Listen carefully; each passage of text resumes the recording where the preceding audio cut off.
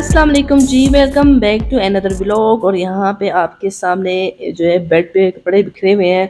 आपको पता है मैं कराची में हूँ। पहले कराची के मौसम की बात कर लेते हैं। कराची में बिल्कुल भी ठंड नहीं है। हम कोयटा वालों के लिए बिल्कुल मौसम बहुत अच्छा है, लेकिन कराची वालों के लिए बहुत ठंड है। पता नहीं हर एक की अपनी सोच और अपनी बॉडी होती है। तो यहाँ पे मेरे कपड़े इसलिए बिखरे हैं क्योंकि मैं तय कर रही हूँ, क्योंकि पैकिंग का टाइम आ गया है। कराची को बाय बाय कहने का टाइम आ गया है। वो मेरा पैक है और उसमें मैंने पूरे कपड़े जो हैं वो तय करके अच्छी तरह रखने हैं, और इसके बाद भी हम जाएंगे, मूव करेंगे आगे। लेकिन इस टाइम मैं आ गई हूँ जी खाना खाने के लिए, और भूख लगी हुई थी। और जब आपको पता हो कि आपने कराची को बाय बाय कहना है तो दिल करता है इस जाने से पहले मस्जिद जो है वो यहाँ का खाना खाया जाए और लुत्फ़अंदोज़ हो जाए। यहाँ पे जी गरमा गम विंग्स बन रहे थे, और ये हमेशा नया नया डिश तैयार करते। सेम यहाँ पे तमाम जो है वो सलाद, दही, रायता, और यहाँ पे मुख्तलिफ बुफे खाने का लगा हुआ था और मुख्तलिफ चीज़ें लगी थी। लेकिन इतना खाना देख के भी भूख जो कभी कभी मर जाती है और कभी कभी बहुत ज़्यादा लगती है। तो मैं ले आई हूँ अपने लिए खाने। थोड़े से चावल खाए हैं मैंने, एक काबुली पुलाव लिया है, साथ सैलेड लिया है, और फिश तो मज़े किया है, फिश ली। इसके बाद मैं बाहर आ गई और मैंने कहा चले इस मौसम से लुत्फ़अंदोज़ हो, क्योंकि कोयटा का मौसम खुश्क है और यहाँ का मौसम थोड़ा सा नॉर्मल भी था, और यहाँ पे ग्रीनरी देख के दिल खुश हो गया, बाग़ बाग़ हो गया।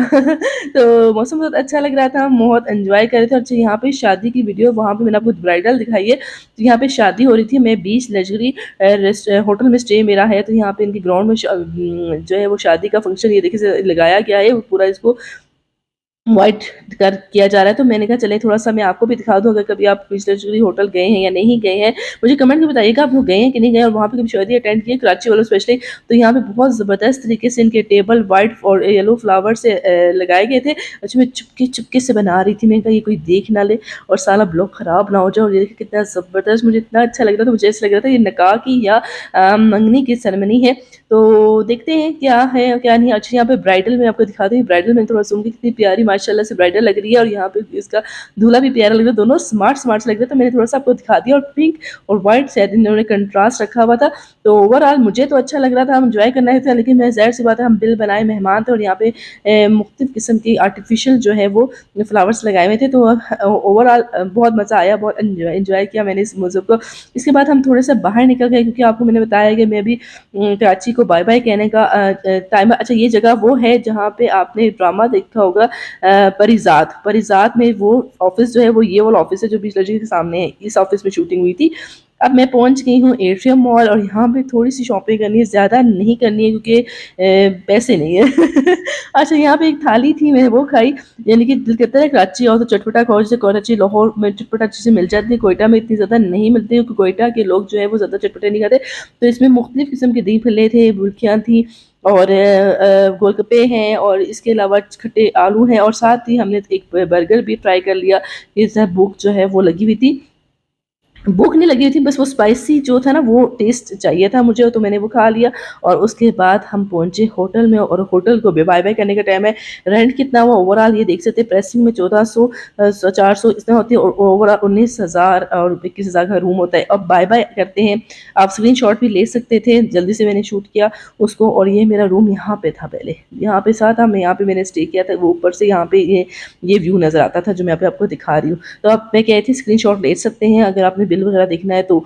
उसके बाद जी अभी कराची को बाय बाय कहते हुए दिनों से दिल उदास हो रहा था, लेकिन खुशी भी होती है कि अपने घर जाने की थोड़ा सा क्या था और रहने को, क्योंकि मौसम बहुत अच्छा था और इन्वायरमेंट बहुत मज़े का आया था। बहुत ज़्यादा अच्छे लोग मिले थे, बहुत अच्छे दोस्त मिले थे, और बहुत इंजॉय भी करे थे। अच्छा, हम कराची, हमारी फ़्लाइट 3 से 4 घंटे लेट थी, लेकिन हमने बहुत जल्दी पहुंचना था क्योंकि कोई कराची की कुछ रोड जो है ना ब्लॉक हुए हैं, इसलिए हमें जल्दी पहुंचना था। अदरवाइज़ हमने अपने टाइम पे निकला था।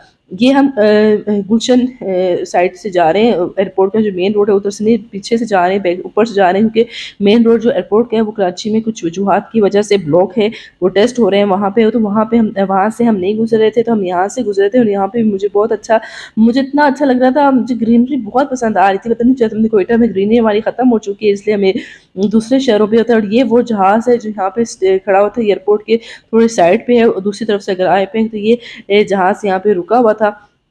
पता नहीं क्यों है यहाँ पे, इसकी मुझे कोई हिस्ट्री नहीं पता थी। तो ये मैंने कहा चलिए आपको भी दिखा दूँ। तो इसका मतलब ये हम एयरपोर्ट के बहुत नज़दीक पहुँच चुके हैं और अभी तो बिल्कुल हम एयरपोर्ट के पास से हैं और मज़े मज़े से जा रहे हैं। म्यूज़िक भी हमने लाइट लाइट से सुन रहे थे और बहुत अच्छा लग रहा था कि शोर भी नहीं था और ट्रैफिक भी ज़्यादा नहीं थी। और पता नहीं, मैं बहुत इंजॉय कर रही थी। मुझे नहीं पता कि आप मेरा ये ब्लॉग इंजॉय कर रहे हैं कि नहीं इंजॉय करें।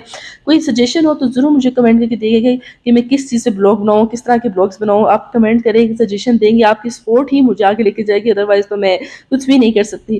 क्योंकि हर कोई अपने पॉइंट ऑफ व्यू से मुझे गाइड करेगा तो बेहतर होगा। तो बातों बातों में हम पहुंच गए जी एयरपोर्ट।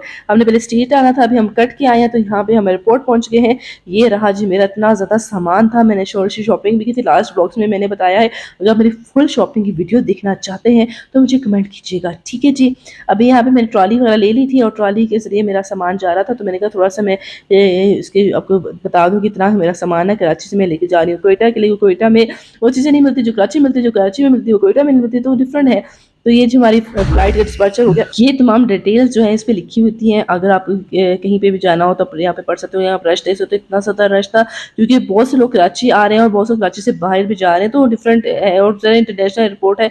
तो यहाँ पे अगर आप अपने बैग को शॉप पर प्लास्टिक करवाना चाहते हो तो यहाँ पे आप करवा सकते हो। मुझे चार्जेस का बिल्कुल नहीं पता है, इसलिए मैंने आपको बताया भी नहीं है। तो अभी हम जाएंगे वेटिंग एरिया में, वहाँ वेट करेंगे क्योंकि 16 number I think so gate का नंबर है। अच्छा, यहाँ पे आप पैसे भी निकलवा सकते हैं अगर आपके पास पैसे नहीं है।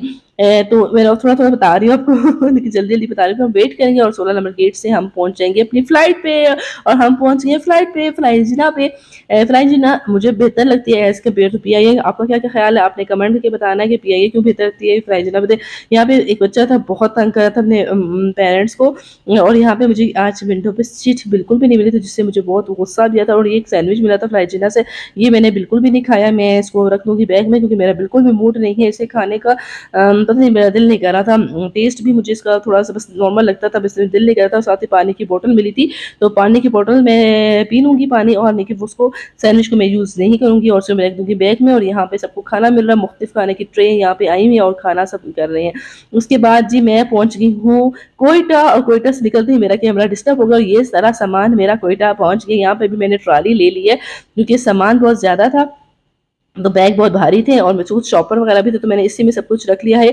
अब इसको मोटरसाइकिल में हमें कैसे लेके जाते हो आप बताइए। मैं मोटरसाइकिल में ले जा सकती हूँ कि नहीं ले जा सकती। ये हमारा कोयटा का इंटरनेशनल एयरपोर्ट है और इतना सामान मैंने मोटरसाइकिल में ले जाता। मैंने कहा भाई रिक्शा लेकर आते, देखिए यहाँ पे रिक्शा मिलता ही नहीं है, रिक्शा बहुत दूर से मिलता है और यहाँ पे आपको गाड़ियाँ मिलती है। अभी तो करीम वगैरह भी कोयटा में नहीं है। मुझे नहीं लगता कि पहले थी, अब नहीं है। तो चलो देखते हैं कि मैं मोटरसाइकिल में इस तमाम का सामान कैसे लाती हूँ और कैसे अपने घर तक पहुँचाती हूँ। तो चलिए मैं आपको दिखा ही देती हूँ। ये देखिए जी, मैंने लाद दिया है, आगे बैग रख दिया है, शॉपर जो है एक हाथ में रख लिया, बाकी जो है लटका दिया मोटरसाइकिल में, और बैग मेरे पास है इस तरह वाला। और चलो चलते हैं। ये जी नेक्स्ट डे का ब्लॉग है और हमने ऑर्डर किया था केएफसी। मैं अपनी अम्मी के घर आई थी तो मेरे भतीजों ने केएफसी का ऑर्डर किया हुआ था मेरे लिए। तो ये केएफसी हमने फैमिली पैक ऑर्डर किया था। जितना भी बड़ी फैमिली पैक ऑर्डर करते हो तो उसमें बर्गर कितने आते हैं वो मैं आपको दिखाती हूँ। तो इससे मेरे भतीजे जो बड़े एक्साइटमेंट से खोल रहे थे। अब मैंने लाइट ऑन कर ली है टॉर्च की, मोबाइल की, अदरवाइज तो ये ऑफ थी, तो इसलिए मुझे सही नजर नहीं आ रहा था। तो मैंने कहा चलो हम सब मिल के इसको खोलने की कोशिश करें। इतना मुश्किल से खुल रहा था क्योंकि ये बहुत अच्छा पैक किया हुआ था। तो हमने घर में ऑर्डर कर लिया। हमने कहा रेस्टोरेंट क्या जाना है, तो ये केएफसी की डील है।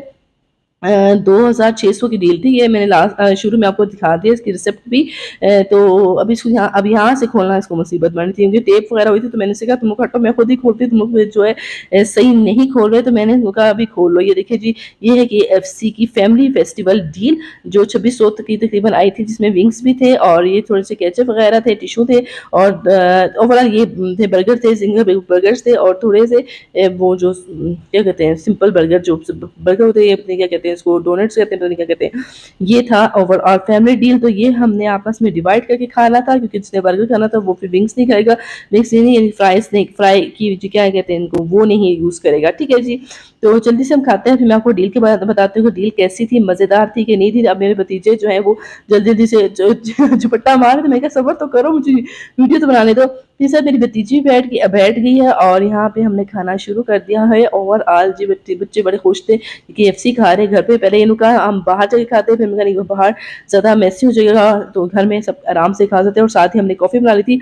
ये मेरे भतीजों ने जैसे KFC खाया उसके बाद इनके अंदर ताकत आ गई और उन्हें यहाँ पे क्रिकेट खेलना शुरू कर दिया। अच्छा मैं आपको बताऊँ, मैं इसके पीछे जो विकेट्स है ना वो मैंने कराची से परचेज़ की थी। कहाँ से परचेज़ की थी उसका ब्लॉग मैंने ऑलरेडी अपलोड कर दिया है, तो काइंडली आप वहाँ जाके देख सकते हैं। और मेरी भतीजी ने आके विकेट्स उड़ा दी और सारा गेम की सत्यानाश कर दिया है, क्योंकि उसको वो भी उसमें भी तो खेलना है ना, भी खेल तो खेल होती है। उसके बाद हमने केक कटिंग की न्यू ईयर का। आपने केक कटिंग की कि नहीं किया, आपने कैसे सेलिब्रेशन की न्यू ईयर की, हमें तो बताइए। तो मेरी भतीजों ने ही केक कटिंग की थी, दोनों ने मुख्तलिफ दो एक साथ और साथ ही हमने चाय बना ली थी। चाय ना हो तो मज़ा ही नहीं आता। सर्दियों के दिन थे। तो उम्मीद करते हैं आप लोग अच्छा लगा तो लाइक करें।